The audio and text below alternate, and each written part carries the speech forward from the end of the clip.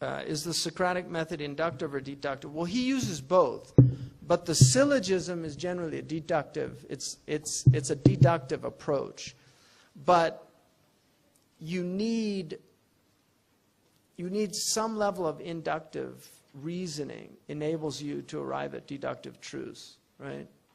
Because you abstract the nature through the particulars. When you see the particulars, you grasp the nature. And the abstraction is what enables you to come to a universal, right? So in that way, they're both necessary. Skeptics will deny that you can go beyond the first. You know, in the Socratic method, the first is questions. He asks questions. Skeptics deny you can go beyond that. They'll say that you can't. In fact, there was a skeptic at the time of Aristotle who said that based on the law of identity, you can't say clouds are white. Because clouds are either clouds and white is either white, but clouds can't be white. So this is one of the skeptics. So what's the problem with that? I mean, how would you respond to that skeptic? Yeah, good. That's good. So if you understand the 5 predicables, you'll understand why that is not a problem. Because you're predicating whiteness on something that's a substance, right? Yeah. So the cloud is a substance, but it has accidents that are not, you know, they're not necessary. Like a cloud could be black. It's accidental. So it's not denying its nature, or it's not a contradiction in that way. But I mean, the skeptics, they're an interesting bunch. And then empiricists will not go beyond induction. An empiricist will say you can't really get a universal from all these particulars. These are nominalists. And the problem today, most, you know, if you're in academia, in science or anything like that, what you're dealing with metaphysically is nominalists. Most people are nominalists metaphysically, and we're not. We're essentialists. We believe in essences.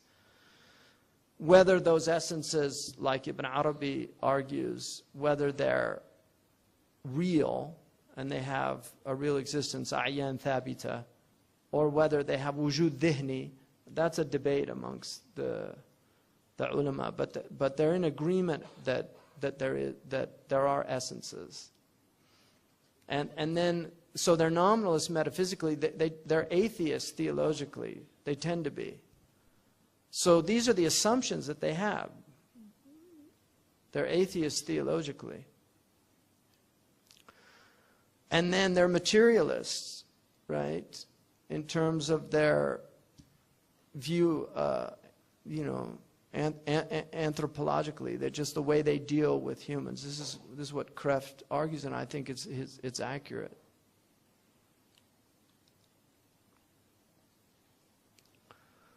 And they're empiricists by their epistemology, so they don't believe in rationalism. And if you're interested in this topic, there's an incredible book. It's probably one of the most interesting books on this subject.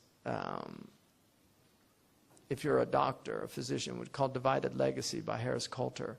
It's 3 volumes, but if you want this problem, it's all articulated in the first volume. But it's an amazing book that argues that there have been 2 forms of medicine, and they've been in an antagonistic relationship throughout history, which is empirical medicine and rational medicine. Chinese medicine is rational, which doesn't mean that it doesn't have an empirical aspect, but it's rational in that it has a theory, and then it applies that theory to the particulars. So, you know, if you go see Dr. Yang and he takes your pulse, you know, he's going to say your lung qi is weak. Or you have he looks at your tongue, and because of the color of your tongue, he discerns that you have too much heat. That's a rational medicine, because he's using empirical signs, but he has a rational theory of why those things, why the tongue is dark as opposed to light. Because a healthy tongue should be very pink, light pink, generally. I mean, obviously that's not for all, because certain groups of people you have to take into consideration. Different groups, but generally that's true, and you'll see that with children too. And then they should be moist, and you have too much heat, they tend to get dry. So that's a rational approach to medicine. Homeopathy is a rational medicine. There's a theory behind it. Whereas in allopathic medicine, it's purely empirical. There's no real theories behind asthma. You just treat it, the symptoms. I mean, they can give you, you know, that this person has atopic, you know, they have certain reactive airway disease, or they have, you know, they'll have causation. They'll talk about causation, but they don't have real theories about why these things happen, why they come about. And that also, when you get into looking at logic, you have to discern what types of because that you're using. Is it a causative, logical, psychological? People use those in different ways. And so they can give you a cause and effect type of because, but they can't really give you a logical because in medicine, allopathic. Any other questions? Unfortunately, we're out of time for Okay, questions. fortunately for me. Unfortunately for us. Barakallah fiki. Please don't, you know, this is really to expose you to something. I'm really hoping you got that first section on understanding. I hope you have the general idea behind the propositions. When we get into the syllogisms, I hope you get a general understanding of what it is.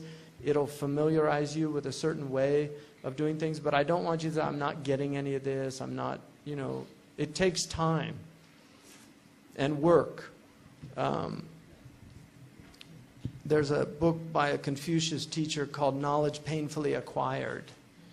You know, people tend to forget that knowledge takes work, that it's not just, oh, I'm not getting it. Well, you have to work at it. And the harder you work at it, the easier it gets. And some people get things much quicker, but that's not necessarily a good thing. My teachers, my Mauritanian teachers always said that people that get things really quick usually lose them quick. Whereas people that it takes time, they usually have a better grasp of them once they get them. So, you know, Allah gives to whom He pleases. And my advice to the students, they asked me to give some advice to the students over at the madrasa here in Konya. I told them, some of you guys are going to be really fast, and some of you are going to be slow. The fast ones, stay humble and don't have contempt for the slow ones. And the slow ones, stay optimistic and don't have envy for the fast ones. You know, because the fast one now might later be slow, and the slow one now might later be fast. Right? Because Allah is Al-Fatah. Imam Al-Taftazani, they thought he was like an idiot in the madrasa. They used to make fun of him. Man, did he show them. سبحانك اللهم وبحمدك أشهد أن لا إله إلا أنت أستغفرك